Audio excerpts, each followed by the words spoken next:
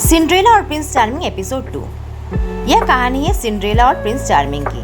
Prince charming जो अपने देश में भेष बदलकर घूमा करते थे, एक दिन एडम बनकर घूम रहे थे। फिर से वही लड़की दौड़ती हुई आई और प्रिंस से टकरा गई।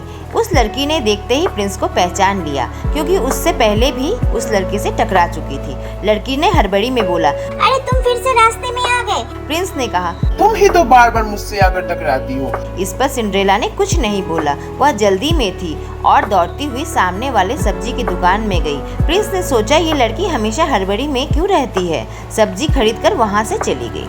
खूबसूरत नीली आंखें थी लड़की की, पर पहनावा बहुत साधारण था। अगले दिन प्रिंस बाजार में भेष बदलकर घूम रहे थे। तभी लड़की दौड़ती हुई आई और प्रिंस से टकरा गई। इस बार उस लड़की के हाथ से दूध का मटका गिर गया। लड़की बहुत डर गई और परेशान हो गई। उसकी आंखों से आंसू आ गए। वो बड़बड़ाने लगी, अब मैं घर नहीं जा सकती। उसके चेहरे पर परेशानी साफ झलक रही थी। प्रिंस ने पूछा, आखिर क्या बात है, इतनी परेशान क्यों हो गई तुम? लड़की ने बोला, मेरी माँ। फिर चुप हो गई। प्रिंस को लगा दूध का मटका गिरने के कारण घर पर शायद उसे डांट पड़ेगी। प्रिंस ने बोला, मैं तुम्हें दूध खरीद कर देता हूँ। इस पर लड़की की आंखें चमक उठी। प्रिंस के साथ वह दूध की दुकान में गई और फिर से दूध खरीदा। इस बार दूध का मटका प्रिंस ने अपने हाथों में पकड़ा और उससे कहा, चलो मैं तुम्हें घर छोड़ाऊँ। प्रिंस पूरा माजरा जानना चाहता था। लड़की ने हाँ में सिर हिलाई और दोनों साथ साथ चलने लगे। घर के सामने पहुंचते ही लड़की ने मटका अपने हाथों में लिया और घर के अंदर चली गई।